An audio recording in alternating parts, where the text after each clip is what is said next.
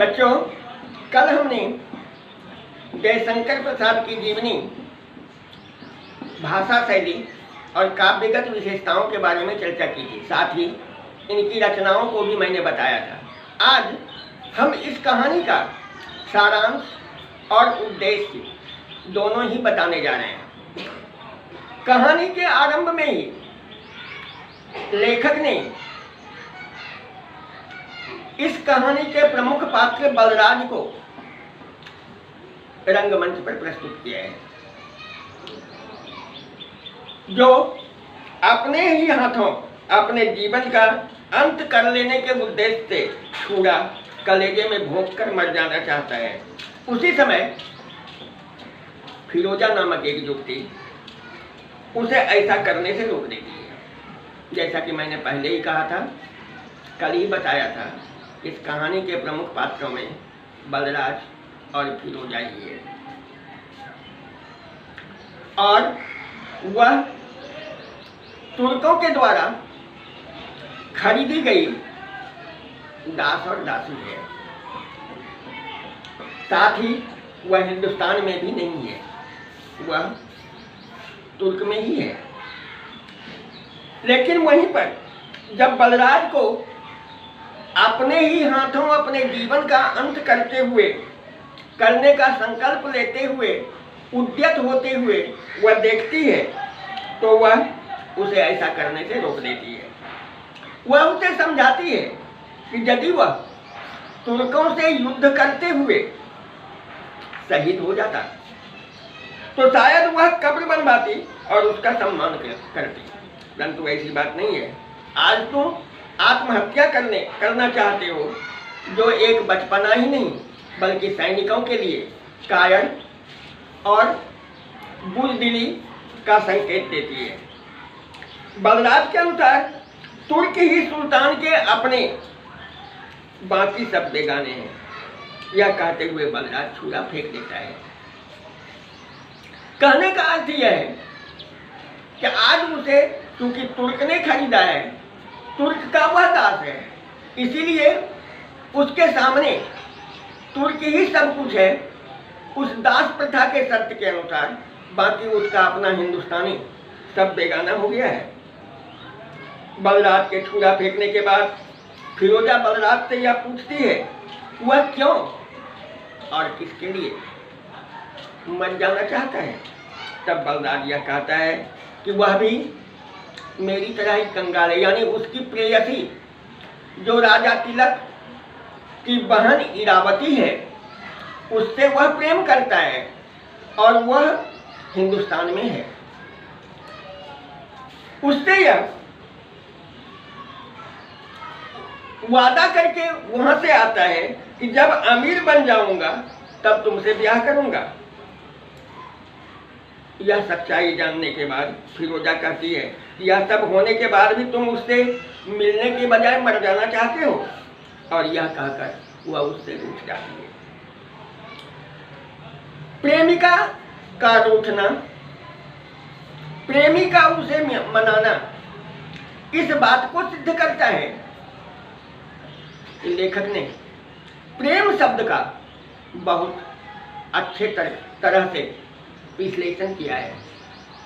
आज प्रेम प्यार बनकर रह गया। हालांकि बहुत कम लोग समझते हैं कि प्रेम और प्यार अलग है, लेकिन मैं आपको बता दूं कि निस्वार्थ जब किसी से प्रेम किया जाता तब वह प्रेम होता है, लेकिन जहां प्रेम में स्वार्थ का आविर्भूत हो जाता वह प्यार है। इसीलिए आज माँ बाप भी अपने बच्चे से प्रेम नहीं प्यार करते हैं, क्योंकि उन्हें भी अपने बच्चों से किसी न किसी रूप का स्वार्थ जुड़ा हुआ है, चाहे वह सामाजिक,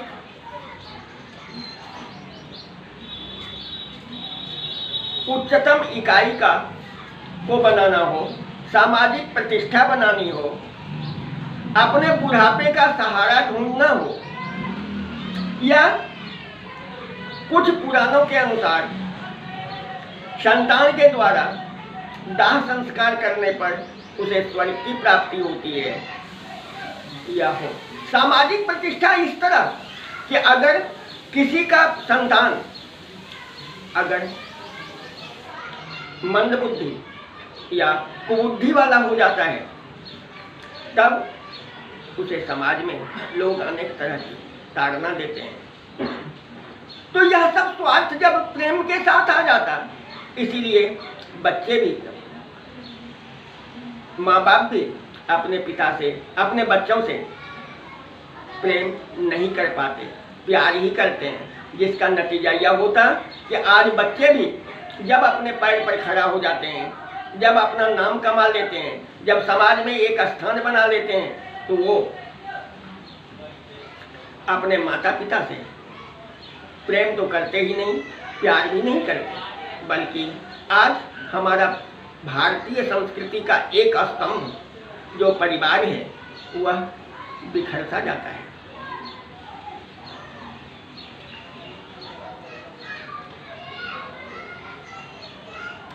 फिरोजा की यह बातें सुनकर बलराज उसके भोलेपन पर विचार करने लगता है।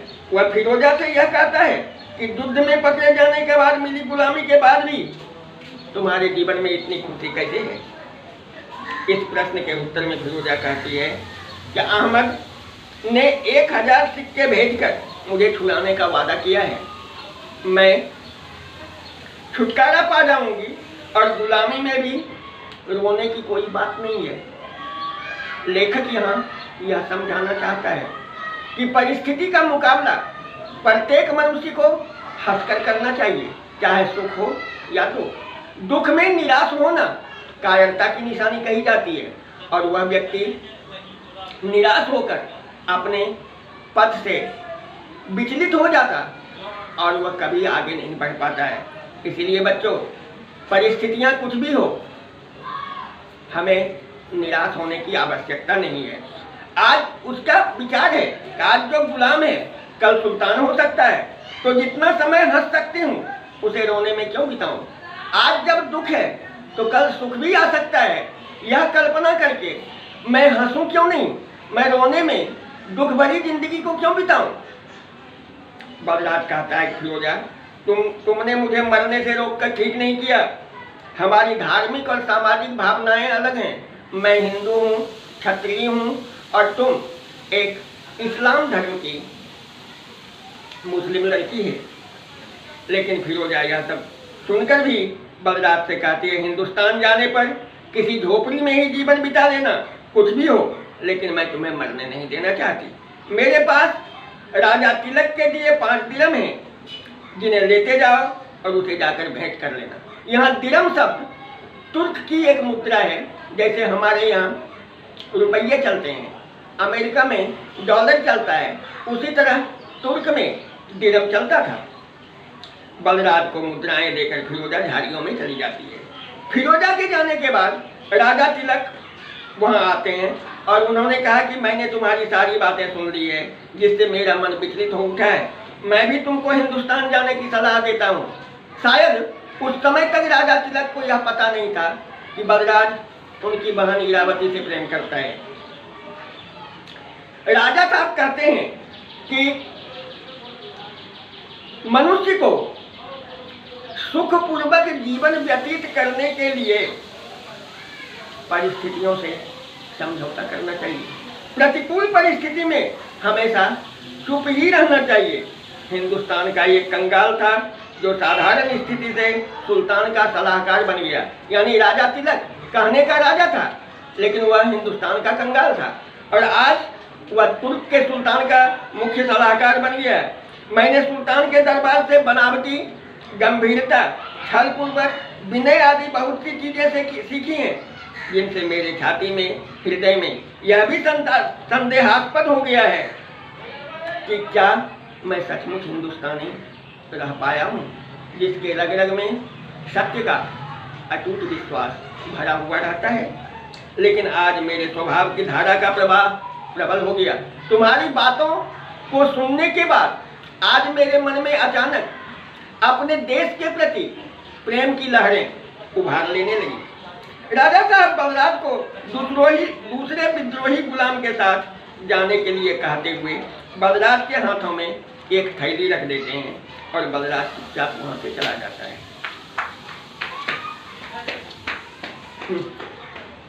राजा तिलक सुल्तान महमूद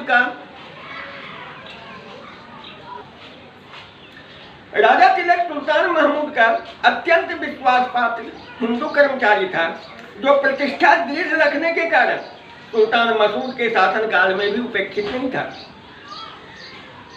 लेकिन आज बलराज की बातों को सुनकर वह विचलित हो गया था कि उसने जिस देश में जन्म लिया,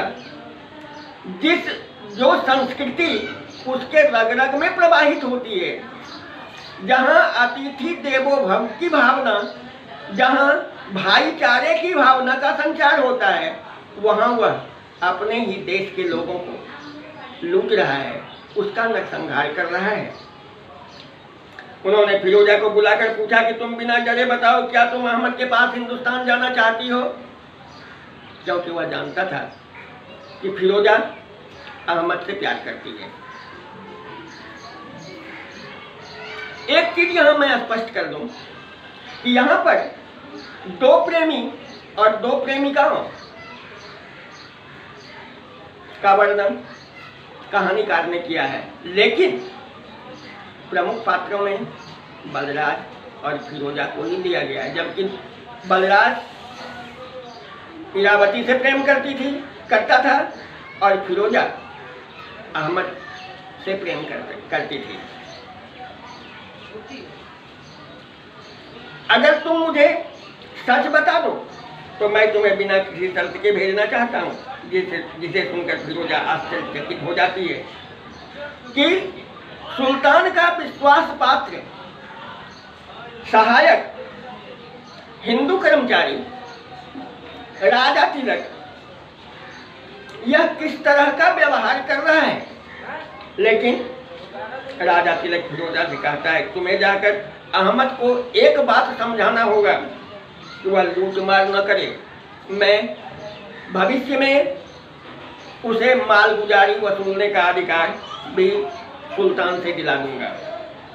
फिरोजा शायद इन कामों के लिए सुल्तान मुझे हिंदुस्तान भेजना चाहे। यह राजा तिलक कहता है कि फिरोजा शायद इन कामों के लिए सुल्तान मुझे हिंदुस्तान भेजना चाहे, लेकिन मैं हिंदुस्तान नहीं जाना चाहता। मेरी एक बहन इरावती थी जो पता नहीं किस हाल में होगी। मैं अपनी जन्मभूमि और उसके दुख दर्द को भूल गया हूँ। मैं वहां जाकर पागल हो जाऊंगा। अपनी बहन को क्या मुंह दिखाऊंगा। फिरोजा यह बात जान जाती है कि इरावती राजा तिलक की बहन है और उसे यह भी पहले ही ज्ञात हो चुका है कि बलराज इरावती से प्रेम करता है, क्योंकि शुरू में ही उसने यह बताया था कि वह जिससे प्रेम करता है वह कंगाल है। और यहाँ पर राजा तिलक ने भी कह दिया था कि मैं कंगाल था और आज तुर्क के राजा का हिंदू कर्मचारी होने के बावजूद भी मुख्य सलाहकार हूँ। राजा तिलक की इन बातों को सुनकर फिरोजा कहती है कि मैं इरावती को ढूंढ निकालूंगी, आप निश्चिंत रहिए। मैं अगर हिंदुस्तान पहुंच गई तो आपके इस एहसान का बदला मैं आपकी बहन को ढूंढ कर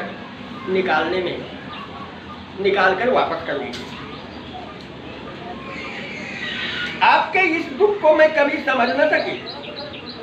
और राजा तिलक फिरोजा को गीत गाने को कहता है और फिरोजा उसे गीत सुनाती है। बलराज और फिरोजा समय बदलने के साथ हिंदुस्तान पहुंच जाता है और वहां पर वह काशी के मंदिरों में अपनी प्रेमिका को ढूंढने का प्रयास करता है। इसी क्रम में वह काशी के एक मंदिर में पहुंचता है और वहां पर यह सोचता रहता है कि यदि उसने इरावती को एक बार देख लिया तो शायद उसका जीवन उद्धार हो जाएगा। वह सोच रहा था कि उस समय जब पहली बार वह इरावती से मिलेगा तो उसकी स्थिति क्या होगी। तभी उस मंदिर के गर्भगृह के द्वारपाल उसे देखते हैं।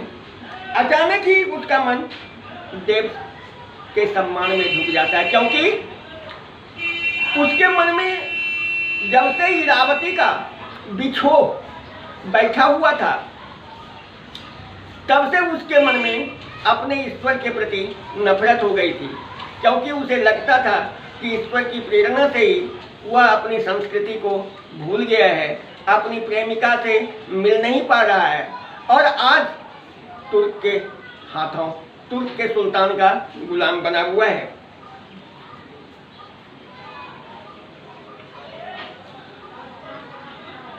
अचानक ही उसका मन देव के सम्मान झुक जाता है। वह यह कहता है कि मैंने अपने जीवन में कोई पाप नहीं किया है, एक बार मुझ पर कृपा करो, मुझे अपनी प्रेम प्रतिमा का दर्शन करा दो।